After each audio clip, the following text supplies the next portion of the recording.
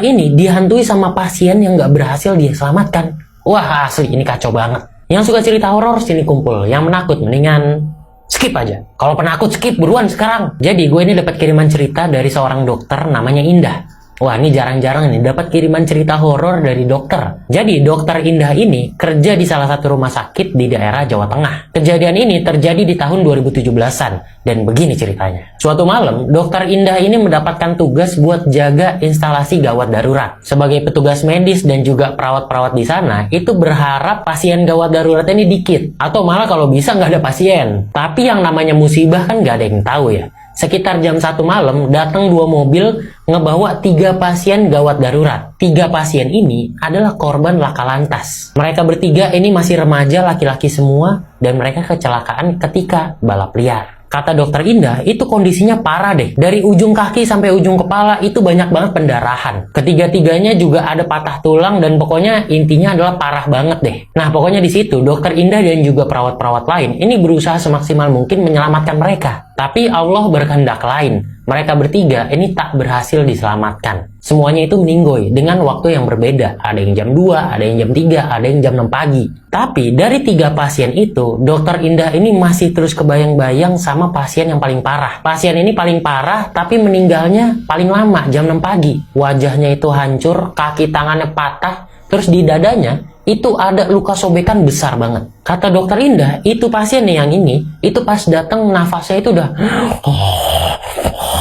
gitu. Dan matanya sempat ngeliat ke arah dokter Indah dan kayak ngomong minta diselamatkan. Dokter Indah itu bener-bener keinget sama pasien itu. Singkat cerita, jam kerja dokter Indah ini udah selesai, dia balik ke kosan. Mandi di kosan terus tidur. Sekitar jam 10 pagi, dokter Indah ini pas lagi tidur kebangun gara-gara ngedenger suatu suara. Dokter Indah coba perhatiin ini suara apa dan dari mana. Dan ketika didengerin, itu suara tuh kayak suara pasien yang tadi pagi tuh. Suaranya tuh kayak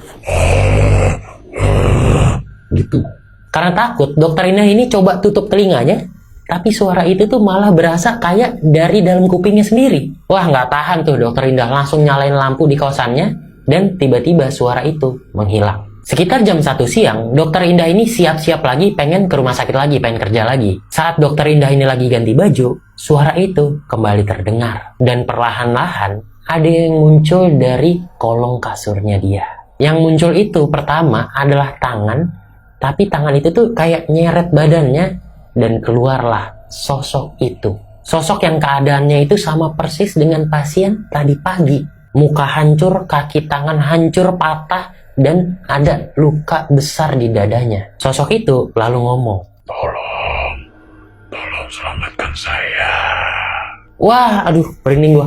Itu dokter Indah langsung lari keluar kosan langsung ke rumah sakit. Ketika nyampe rumah sakit, mukanya masih panik, ditanya sama perawat yang lain. Setelah diceritain, perawat yang semalam juga jaga, itu juga cerita kalau dia dengar suara itu juga. Cuma nggak sampai ditampakin kayak dokter Indah. Wah, ini parah banget nih pasien ini. Dokter Indah kan sama yang lain juga udah berusaha semaksimal mungkin buat menyelamatkan lu. Tapi Allah berkehendak lain, tapi lu malah gangguin dokter Indah dan yang lain.